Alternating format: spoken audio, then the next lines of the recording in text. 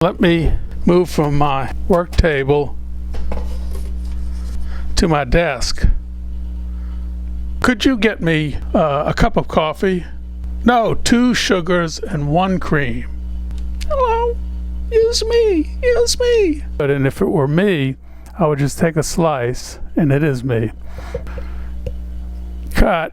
Have I got some important things to tell you about white opal? Shocking.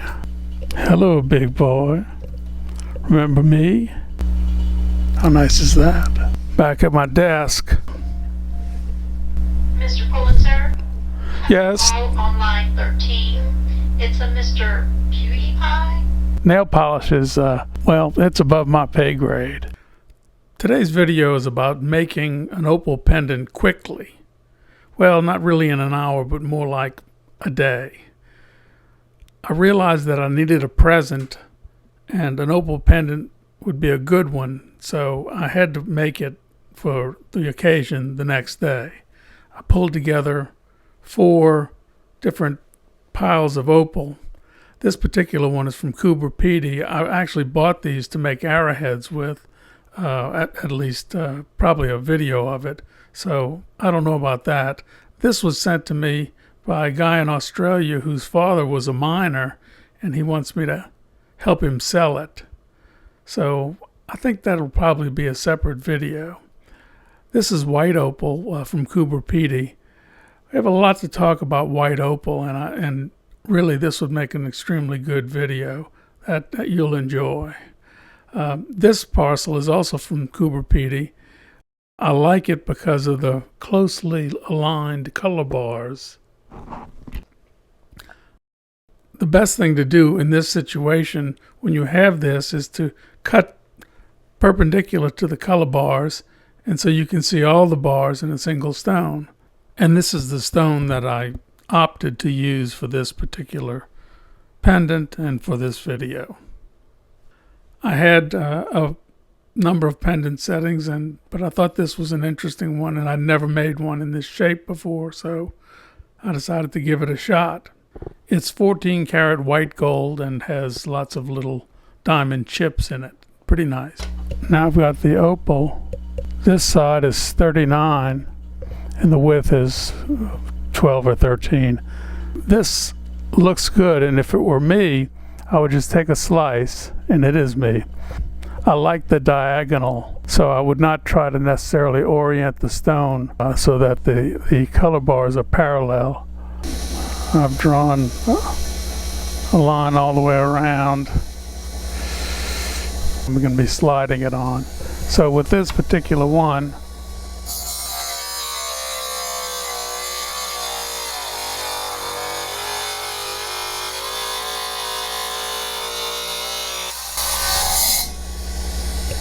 there it is. Okay, as the machine slows down, I've cleaned up the back, and I think that it's better in most ways than the front. This is really nice opal. It's even higher grade than the white opal I showed in the earlier one that will be a subject of its own video. Have I got some important things to tell you about white opal? Shocking.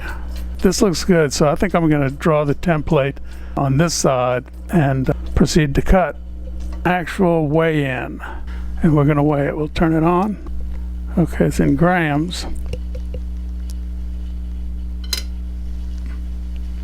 2.835 grams, which is 14.8 carats. Hello, big boy. Remember me? You happy to see me? Or is that a pencil in your pocket? I took the stone and got a template, marked it with an aluminum scribe.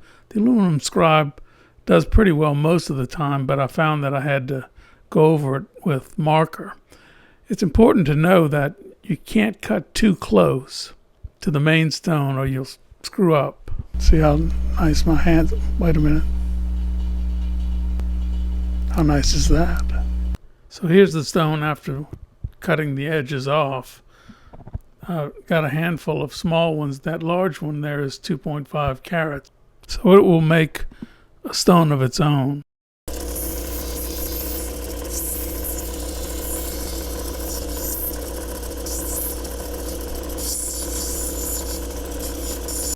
Here's the first attempt to see how it fits within the setting, and it's obviously too big, so I have to go back to work on it.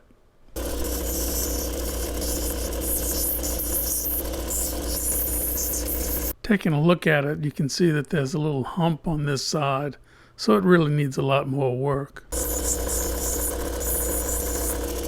Now the dimensions of this pendant are 11 by 23 millimeters, but getting it to fit exactly was going to require something completely different, something I'd never done. So I took the pendant and I pushed the prongs through an index card and sketched the outline of the actual setting. Used a razor blade to cut it, and things went well. For all my cutting needs here at Pulitzer Opal, I rely exclusively on Hyde single-edge razor blades. They come in convenient packs of 100 blades. You're thinking cutting, think about Hyde. You can't hide from a Hyde. So I cut out the shape of the stone, and it fit into the setting fairly well. As you can see, this whole index card thing, I sort of made that up. But I decided to glue it, super glue, to the stone and then follow the outline of the paper. You could see that the two are different. There's extra opal there and on the other side as well. So it was going to be tough. I've never done this before. That's what I love about opal. It's always an adventure waiting.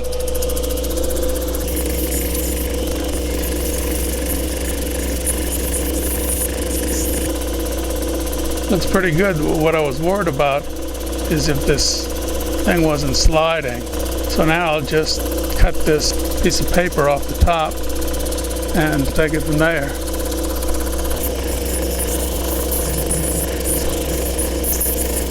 The goal here is to go around the edges, roll the edges in, because the top of the opal is going to be the top of the dome of this cabochon.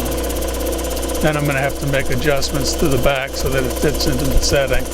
Generally, with the bottom of an opal cabochon, you bevel the edge. That's so that when you're going to put it in a setting, that sharp edge doesn't catch on a part of the setting. And since opal chips very much like glass, you will have a broken opal and you will be a broken person. So I'm just sort of rolling the edges in,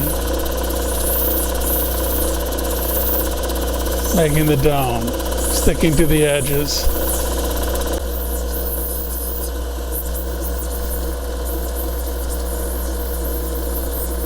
The idea is not to cut much in the middle. There you go, there's the center. And everything around that little oval in the center, I've rolled in. Okay, this area in the center that I've got an arrow marked on, that flat spot, that we should see start to shrink.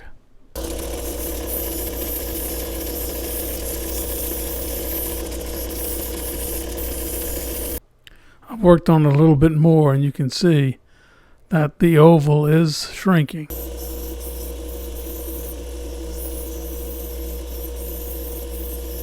And we look again and we can see that that area has gotten a little bit smaller again.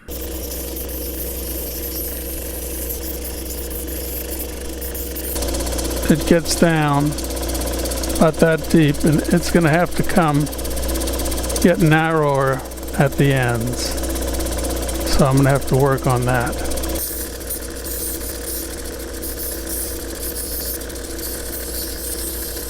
With the further work on it, you can see that the oval area in the center, the flat spot, is really getting small, and we're getting pretty close to what we need. There's a suggestion of a flat spot, but Just a little ripple right there. That's my light reflecting on top of the stone. It widens out for a second. Okay, I'm testing it to see if it fits. It fits fairly well, and the only thing that seems to be blocking it is that narrow line. That's the dopping wax. So at this point it's ready for polishing. I'm starting with the 1200 mesh Nova wheel, then moving to the 3000 mesh Nova wheel, and finally to the 14,000 mesh Nova wheel. The final polish is done on a flat lap with a felt pad. I add cerium oxide, which is the best polish. Then I wet it with just a sprayer. The advantage of using a flat lap over the wheel is that it rotates at a slower speed, and supposedly it produces a much better finish than with a faster wheel. This is the final stone, completely polished. You can see it's a brilliant polish, one that you expect with cerium oxide. We then fitted it into the setting, and the fit is very good. So now all I have to do is just set it and forget it. Set it and forget it. Set it, forget it. Okay, here's the final product. I had a one-day deadline. I started it yesterday and I finished it today. I could have finished it yesterday, but I just got lazy and probably started watching PewDiePie.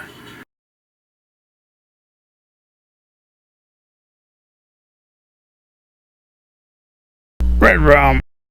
Okay, I've been given explicit instructions by my sons. I'm supposed to tell you 3 things. 1, press the subscribe button. 2, smash the like button. Or I think as an option you can just click it, particularly if you like the video. And the third one is leave comments. You all leave comments anyway, and you know I try to answer most of them. Thanks again for watching, and I'll see you next time.